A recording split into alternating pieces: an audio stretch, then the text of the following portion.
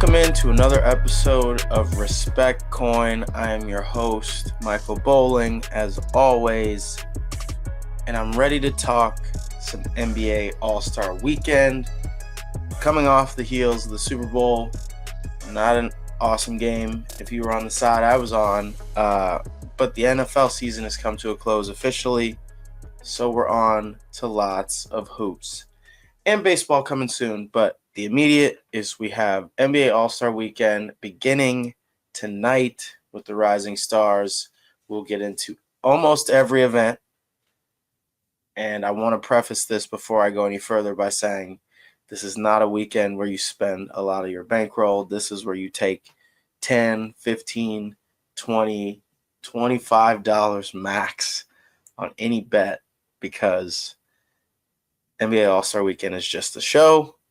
And it's not something you want to hitch your wagon to, for lack of a better phrase. So we will get into this episode, as we do all episodes, with the good, the bad, and the ugly. And we will start with the good. A lot of bets passed around on Super Bowl Sunday. That was a week ago. Spent the time in Vegas at 𝗗cie at 𝗏𝗏, one of the best places to watch the Super Bowl if you're not doing a house party at your crib. If anyone's ever been to Vegas or wants to go to Vegas for the Super Bowl, I highly encourage it. I will be going back every year, as is tradition. Had a blast, won some money, and specifically the good, hitting that 11-1 same-game parlay in the Super Bowl. We had Xavier Worthy, 50 yards and a touchdown. DeVonta Smith, 50 yards and a touchdown. That was nails. That cashed. Shout out to the boys in the group chat who tailed. Got a lot of texts and messages back saying that was a little bit of a saving grace. A lot of people I know were on the Eagles, so I think some people cleaned up. Obviously, I was on the Chiefs, and that is the bad. The bad is the Chiefs did not show up at all for the Super Bowl. It's funny, you ask any of those players and they said all they wanted was a three-peat, and they sure didn't look like it. I guess I don't want to discredit the Eagles. They played a perfect game. I mean, Sirianni had those boys locked in, and it happens. It happens. And like I said on a bunch of occasions over the last month, it's not that I'm a Chiefs fan. I don't really care if the Chiefs win or not. I just didn't want to be on the wrong side of history if they had the three-peat. So salute to all my friends who are Eagles fans. Salute to everyone who cashed on the Eagles. It's a pretty decisive rocking chair winner in the Super Bowl. For the general public, definitely don't want that. You want a closer game. But if you had the Eagles, I do not envy the fact that you could put your feet up after the first quarter and say, I'm wheeling home a winner. A lot of people at 𝗏𝗏 feeling like that. I did not feel like that. I did not bet them live, thank God. I wasn't at home on my couch and could bet mobile as easy in Vegas, so didn't get caught chasing. Because I know a lot of people there for a while who were on the Chiefs were probably like, let's wait till they get down 10 so we can get a better number. You know, they're going to come back. Patrick Mahomes always comes back. That was not the case. This one was never a winner. But that's okay. We cashed our SGP. The bad, we lost the game. The ugly, man, I got a story for y'all. Some people know it. It hurts me to talk about this because I was so close to just like a generational double up. So let me explain.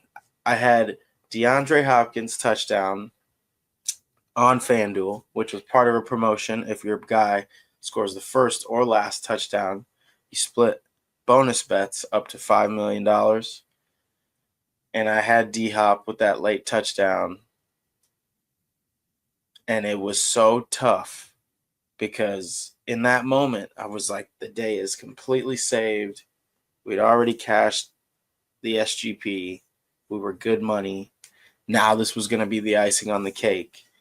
So imagine you have Hopkins' last TD in a blowout, about 2.5 minutes left, and the Chiefs just didn't lay down, which obviously they didn't play at all for the game. So them coming alive late in the second half was just for nothing, because when 𝗬𝗎 scored his second touchdown, that killed both my last touchdown for DeAndre Hopkins, and then 20 minutes later I realized when I was messaging with the group chat, the work homies, that I had Devontae Smith longest touchdown in King of the End Zone as well. So I could have won both FanDuel and DraftKings promotions if it wasn't for 𝗬𝗎's second touchdown, meaningless garbage time bomb, which was an absolute dot from Patrick Mahomes. Anyway, it's a tough one. I have no idea what the payouts would have been for these, but damn it, I feel like they would have been pretty strong. Smitty maybe not so much, but DeAndre Hopkins' last touchdown was definitely going to pay out some pretty big bonus bets. So if it wasn't for the 11-1 SGP on Worthy and Brown, would have definitely got smoked in this Super Bowl. But what's done is done. Had a pretty fun NFL season betting. Definitely gave out a few winners on this show. This is episode 13, if I'm not mistaken. So it's been 3 months, really, give or take, of shows. We did catch the last chunk of the NFL season, but it is over. One thing to look forward to, I am degenerate enough to really dig deep on the NFL Scouting Combine, which is at the end of March, or at the end of this month, end of Feb, into March, and definitely getting active in the NFL draft. So more NFL bets to come. We'll have our day to bet on futures after these drafts, or after the draft and after the combine. We will take a peek at futures throughout the offseason. But fun NFL season. Congrats to the Eagles. It's time to move on. It's time to bet some basketball. We have the NBA All-Star game leading into the second half of the NBA season. We have March Madness on deck, which I'm super excited about, shifting my energy from NFL to men's and women's college basketball. A lot of money to be made in college hoops. So after this week, that will be the focus of a lot of this show. I'm really excited to talk some hoops and maybe make some money in the tournament. All right. NBA All-Star Weekend is upon us. I got my NBA All-Star hat from Chicago. So you're watching this, you're seeing this. Feels vintage now, 2020, right before the pandemic. Really unbelievable vibes, and then everything shut down. So this hat means a lot to me, and NBA All-Star Weekend means a lot to me as a fan, always waking up the morning of All-Star Saturday night, being super pumped to watch the dunk contest, three-point contest. Awesome that, it's on TNT. This is TNT's last year airing it, I believe, as part of the new rights agreement. So a lot of nostalgia, a lot of vibes. And it's in San Francisco this weekend. So a lot to cover, a lot to get into. Let's not delay. Rule number one, I guess rule number two. Rule number one that I mentioned earlier, this is not a bet your bankroll event. A lot of this is for show. A lot of these guys wish they could be on a beach somewhere and they got NBA obligations. So wouldn't go too hard, but there is an opportunity to have some fun, sprinkle some long shots, and hopefully wheel in some cash while the NBA is on break. Rule number two, make sure you are line shopping. I feel like I'm going to make merch for the show one day, and one of the shirt concepts is going to be make sure you line shop, because there are so many goofy lines for these events, and these events have just like night and day difference by platform. Whatever betting site you use, whatever app you use, download all of them. Everybody's got promos.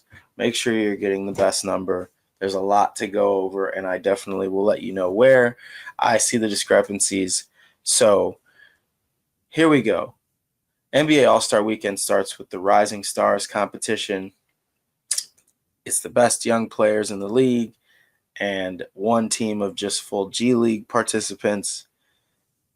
And that gets everything going on Friday. So tonight, late tonight, I believe the game starts at 8 p.m. Central. We have 4 teams that will play in a round-robin style mini tournament. First to 40 wins, so no clock. Very interesting. I know we've tested this in the NBA a bunch over the last couple of years. So very excited. We have 4 teams. Team 𝗵liche𝗰𝗶𝗹, Team Tim Hardaway, Team 𝗵cie Mullen, and Team Jeremy Lin. Those 4 teams, they're comprised of a lot of the young talent that exists in the league.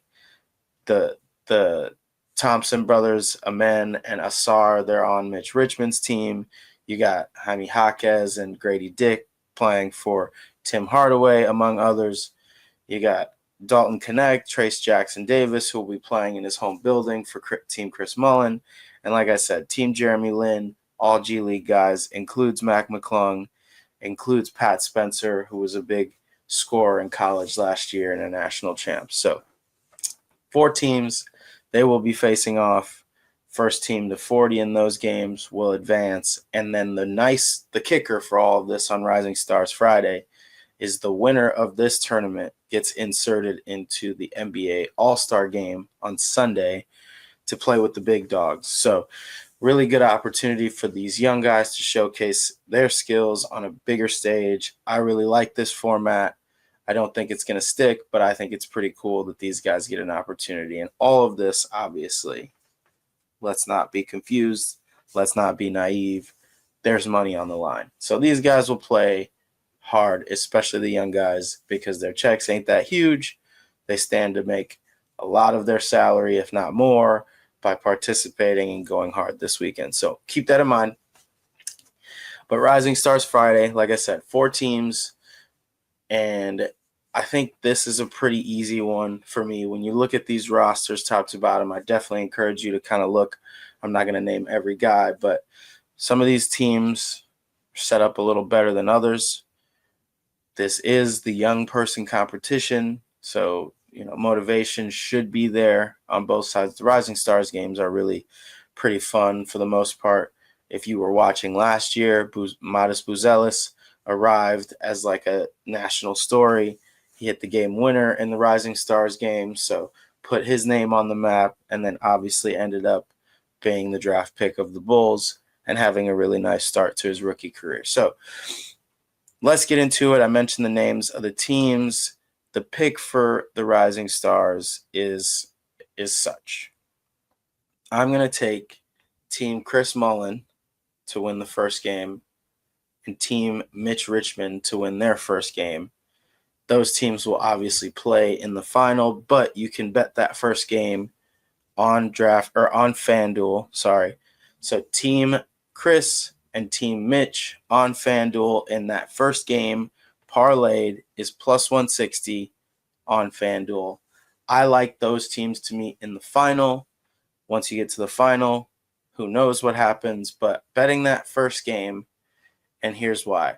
Team 𝗵liche𝗰𝗶𝗹, and I mentioned them earlier, Amen and Asar Thompson, 2 twin brothers born a minute apart, and it's crazy because as twins, it feels like they burst onto the scene at the same time during this season. Slower starts, not getting as much burn on the court for their respective teams. But I just had to watch Asar Thompson 2 games in a row against the Bulls, and the dude has a motor like I've never seen it before. I'm not sure how much these guys, I haven't done much research on them previous to them being in the league. I know they played G League in the G League last year. Very highly touted, top draft picks. But these dudes play with motor. Like, they don't stop. Their middle names are both excellence. So my thought is, maybe they didn't get to play together too much on stages like this. I think they're going to go pretty hard. 𝗵liche𝗰𝗶𝗹, a legend in the Bay for the Warriors from back in the day.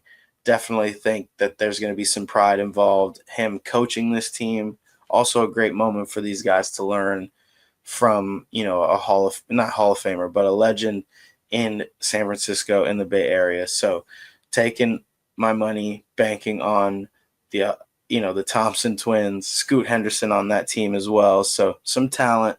And then for Team Chris Mullin, the reason why I like them, Dalton Connect has been traded and untraded. Trace Jackson Davis, very effective big, will be playing on his home court. Zach Edey, force inside. Stephon Castle is one of the highest volume scorers for rookies, I believe, and he's coming off the bench. So I just think the talent kind of takes over here. Keontae George on that team as well. So quick, easy, Team Chris, Team Mitch, plus 160, 2 legs. Each team to win their first game, plus 160 on FanDuel. Moving on, that's the only thing we're betting Friday. Again, this is not a bet your bankroll situation. Nothing is a lock. Motivation is a factor. Who knows who's locked in, who's not. But Saturday night, that's where all the fun happens to some. Some people hate on All-Star Saturday night. They think it's too long. I don't care. I enjoy it. I think it's so fun. These guys get out of their element, start joking around. It's a vibe.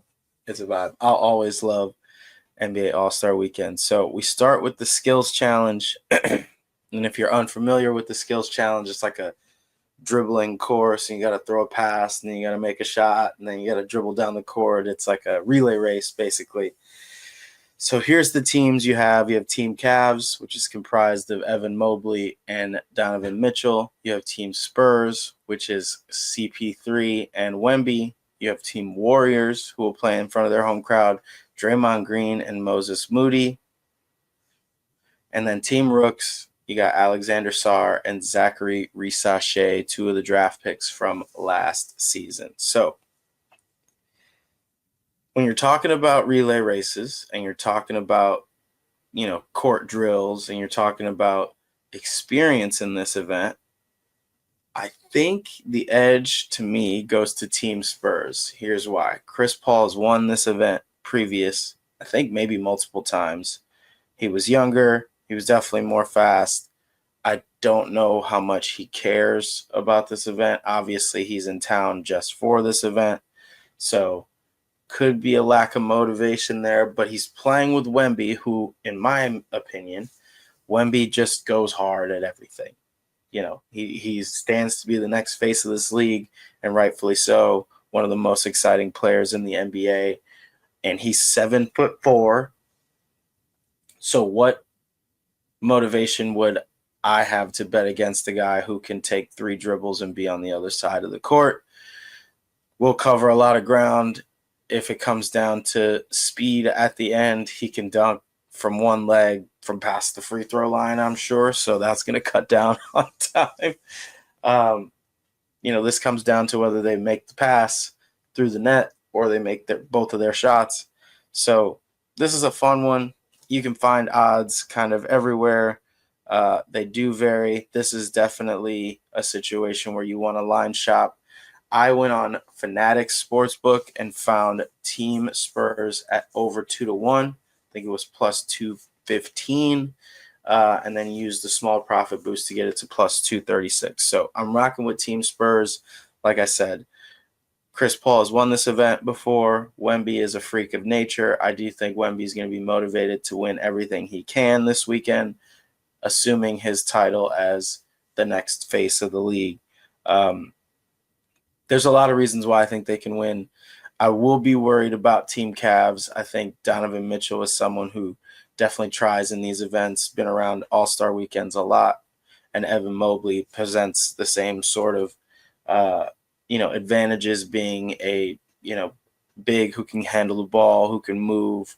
But I'm going to go with Team Spurs. That's Chris Paul and Wemby, just over 2-1 on Fanatics. Again, make sure you're line shopping.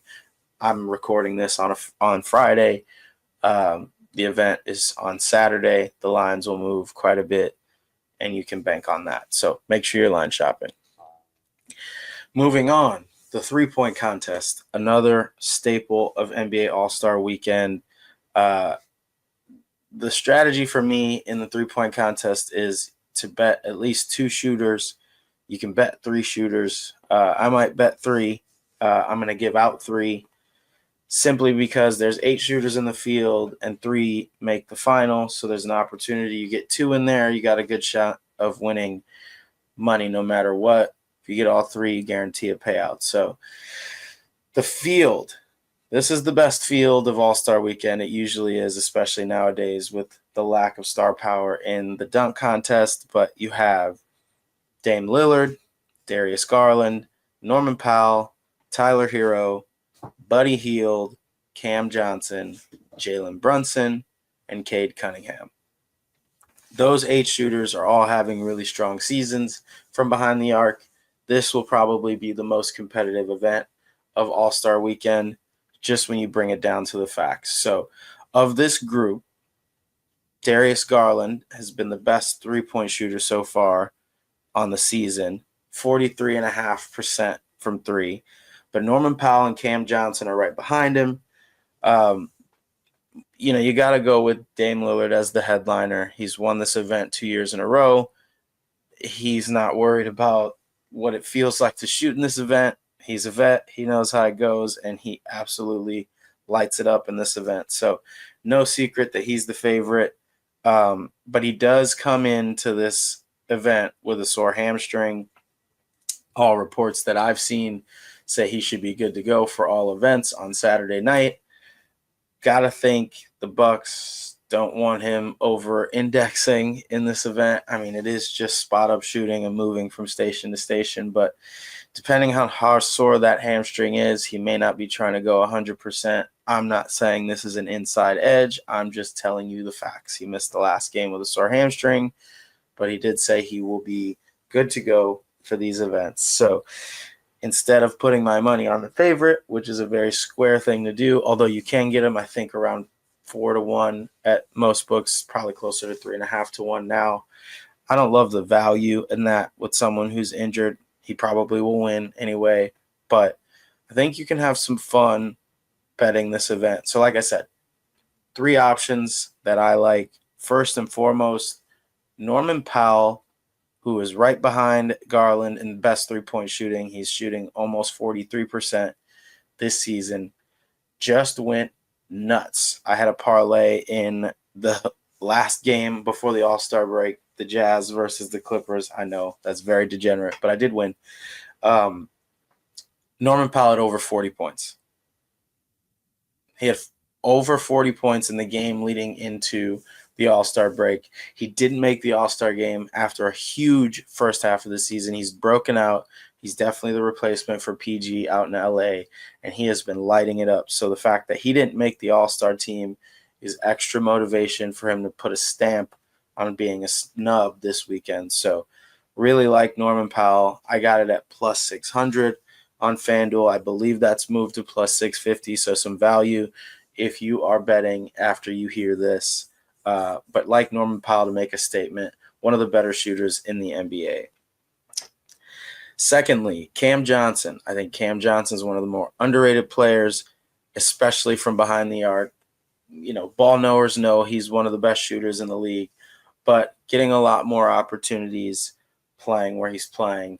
And I think this is another opportunity to get some good value on a guy who is an absolute sniper, almost 42% on the season. I got it at plus 750 on DraftKings. Again, make sure you're line shopping. These numbers will move and have moved since I've placed the bets. And then finally, love a narrative. Buddy Hield in front of the home crowd, obviously playing with the Warriors now.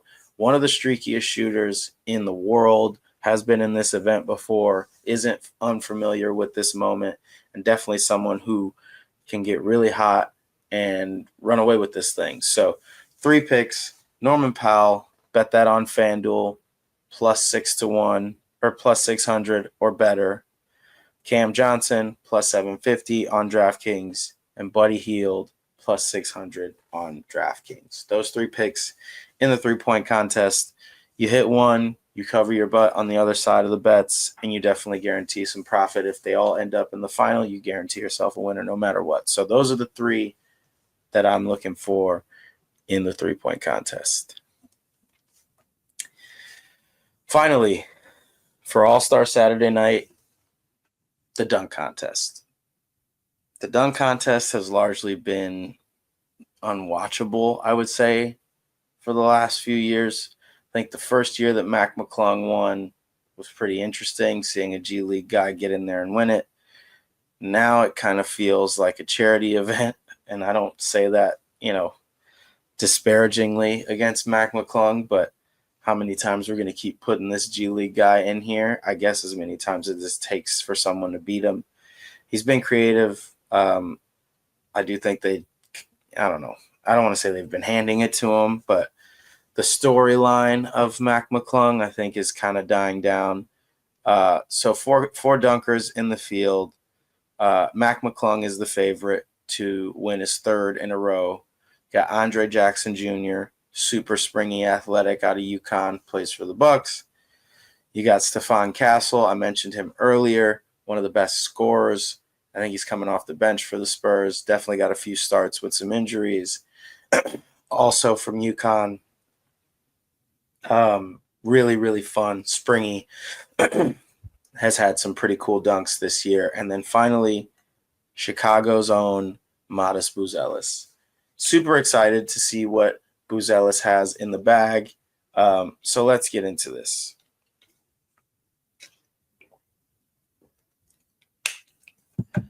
They tell you not to bet with your heart. And sometimes I listen, and other times I just really don't care. So the pick for me is easy. I'm taking Matas. I took Matas Buzelis to win the dunk contest on Fanatics plus 600. The numbers have moved so much. I believe he was as high as plus 700 on FanDuel earlier in the week. I snoozed, so I got the best number I could. I got plus 600 on Fanatics. Make sure you're line shopping. I have a lot of reasons to believe that Matas Buzelis is going to take this dunk contest seriously. He's said as much. He's reported as much to our guy, Casey Johnson, saying he's not going there to lose, saying he's got two dunks that no one's ever seen in the bag. He's just got to figure out that third.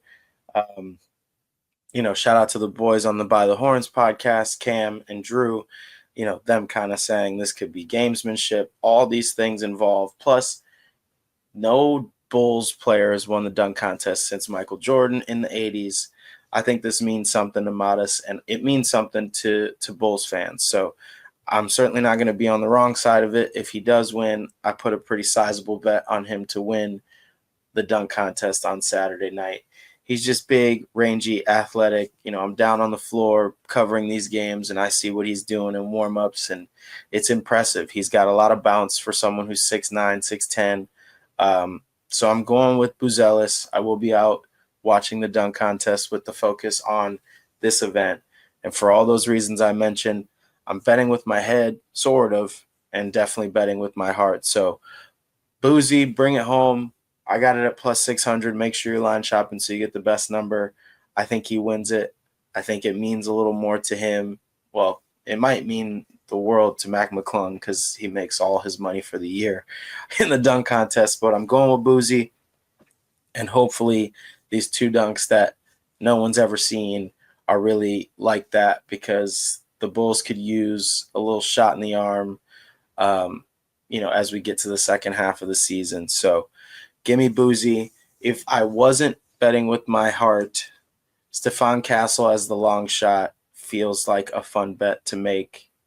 Like I said, super athletic, shorter guy. So, the dunks will look a little cooler if they are super fancy or, whatever it is. Like, I think the smaller guys definitely get more love than the big guys. So if I were going to pick someone else, it'd be 𝗵cie 𝗄𝗃. All right, last things. NBA All-Star game on Sunday. Again, 4-team tournament. The 4 teams participating in the All-Star game will compete for a prize of $1.8 million. It's a prize pool. Each championship winning team will receive $125K. Second place, $50K. Third and fourth, both $25K. So there's money on the line. And this year, Shaq, Kenny, Chuck, and Candace all have control and will be coaching their teams. I'm going to rattle off these teams really quickly. So for Shaq's OGs, you got LeBron, Steph Curry, Kyrie Irving, Jason Tatum, Kevin Durant, Dame Lillard, James Harden, and Jaylen Brown. Calls himself the OGs. That team's pretty loaded. Kenny's young stars, really fun. Ant-Man, Jalen Brunson, Jaren Jackson Jr., Jalen Williams, Darius Garland, Evan Mobley, Cade Cunningham, and Tyler Hero. That's a fun team as well. Kenny's got a loaded young roster. Chuck's Global Stars, which I think is so fun. You got the Joker, SGA, Wemby, Pascal Siakam, Alfred Şengün, Cat, Donovan Mitchell, and Trae Young, who replaced Giannis. Another really fun squad. And then finally, the winner of the Rising Stars tournament is Candace's team in this one. So I know the NBA community is tired of these wacky formats, but it's the same as the Rising Stars. 40 games up to 40. Who knows what can happen. It feels like you're playing pickup, and it's going to be kind of a spectacle, I think. There's a lot of star power in this All-Star game, as per usual. But there's some momentum that the future of the All-Star game and what could save it, I think, is to have USA versus the world. This has caught a lot of momentum recently and evidenced by the Olympics last year. Super fun. The world is definitely caught up.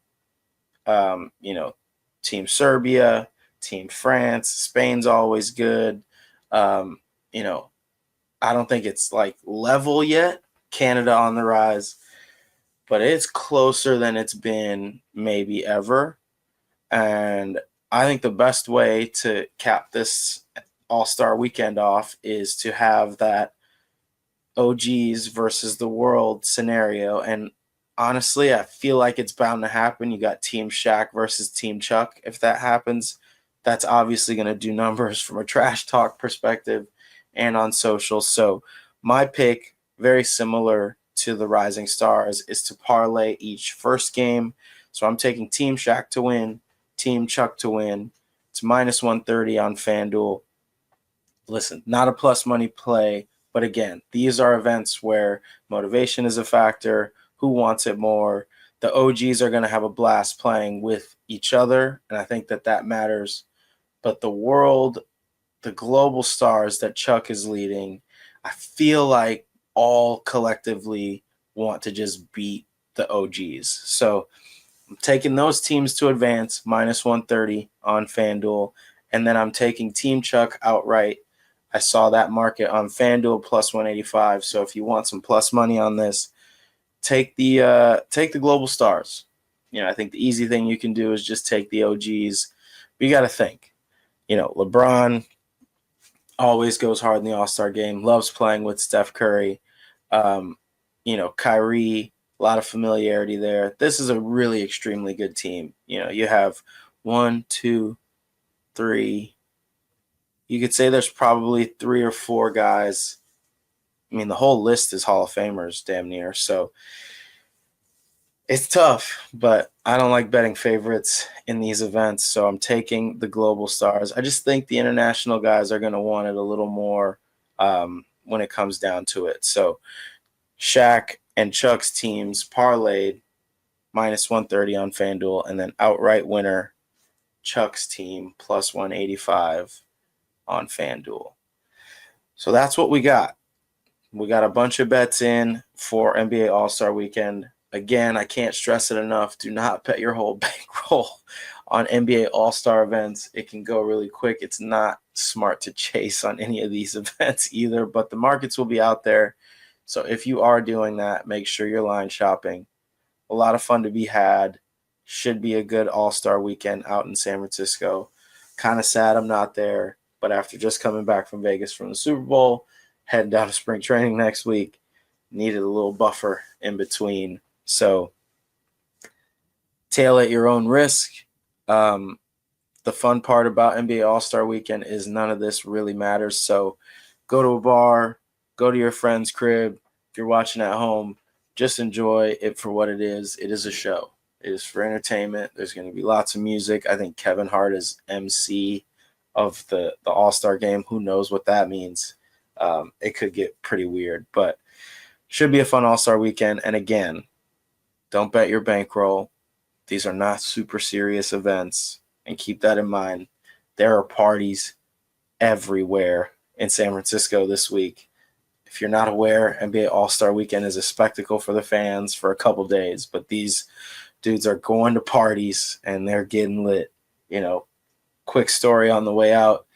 Saw Malik Beasley at a party last year on Friday, and then he participated in the three-point contest. I hit a 25-1 bet that was all 8 shooters had to make above 20, and he was the closest one to miss. I think he hit 20 on the button, but that man was out there in the streets, and I've seen it, so I wasn't surprised that he barely got to 20, but he did. So shout out to Malik Beasley. He respected Coin last year. I guess he'll be my Respect Coin member of this episode because that story was hilarious down in Indy last year. All right, that's what we got. NBA All-Star Weekend on deck. We're taking Team Shaq and Team Chuck with Team Chuck to win in the All-Star game. Taking 𝗏𝗶𝗹 to win the dunk contest. Norman Powell, Cam Johnson, and Buddy Hield are my options in the three-point contest. Team Spurs in the skills competition. And we're taking Team Mitch Richmond and Team Chris Mullin to win their games in the Rising Stars. So a lot of picks, a lot of fun to be had. As always, call your friends, call your people, and always, always, always respect Coin.